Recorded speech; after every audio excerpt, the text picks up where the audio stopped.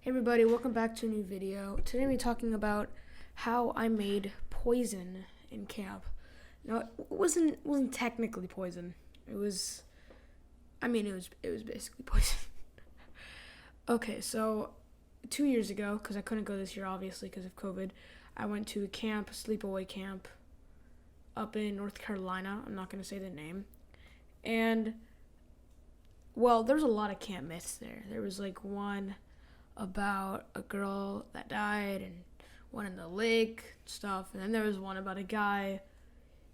I'm not gonna say what he did. I'm just gonna say it was bad. It was pretty bad. Just trying to stay PG-13ish. But anyway, this camp myth that we actually believe. Me and my little friend group actually believe this camp myth about this guy. So we decide that we're gonna find him and take him out. And every week or two, it was every week on Saturday, we'd have a day off. You could do anything. Walk anywhere, do anything you want except two things.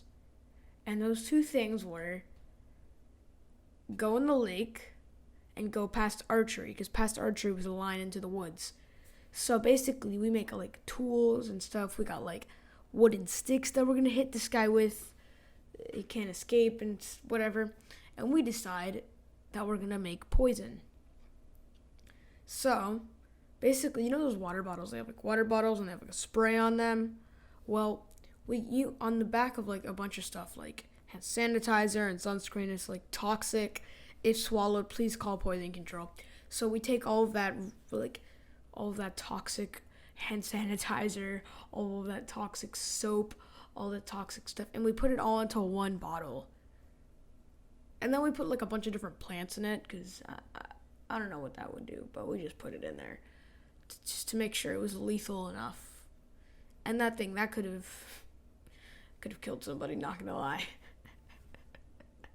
So anyway, we have the poison, and we train for a week. We run under the cabin, which is not safe because the cabin could fall on you and crust you under the weight. But we do it anyway. We run under the cabin, we train, we run around with our sticks, and because we're gonna hit people with it. And then the kid's like, oh yeah, I remember there's this house in the woods and I saw bullet casings next to it and it might be where the guy lives. So we're like, yeah, that's totally it. We're totally gonna go there. But that wasn't the only sighting. There was another one that was under this really big place in the middle of camp. So we decided to go there. We checked that. We didn't really find anything good. We found a box of donuts from 1988 or something. It was really weird. So then the next week, we go to the house, and the guy leads us to the house. And it was past the archery center on the line of woods that we're not allowed to go, right? But we go there anyway because we're stupid. And there's no counselors guarding it, so we can basically go. The only people that were there were these other kids, and they were doing a Ouija board, summoning demons or something. I don't even know what they were doing. They just had a Ouija board. So we walk across this stretch of woods, right? We walk into the woods when we see a really tall guy. He's I don't know how tall he was, but he looked 10 feet tall from back there. And we just run. We run back. And then when we get the courage, we go back there and we see him again. And that's when our break ends, because we have watches and we can see what time it is. That's when our break ends. So we go to eat lunch and we talk about it. We're like, yeah, that was insane. We have to go back there. Because that's obviously what you would do if you saw a really 10-foot guy in the woods. You'd go back there. So we gather 10 people this time. Not just my friends, but not just the gang, but literally 10 people from younger grades and older grades.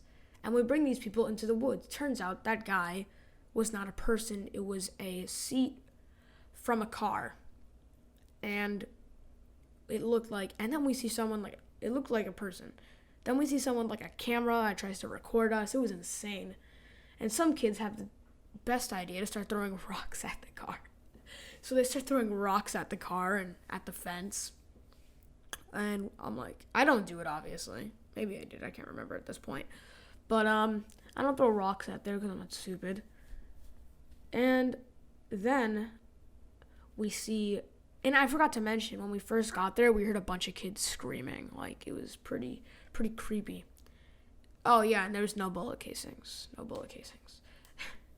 It was like a normal looking house, and it wasn't even part of camp. It was just someone's house. And then we're looking at their house, right? And someone in the window is like, oh my God, you see that thing on the window? And we're like, yeah, that's a dead body.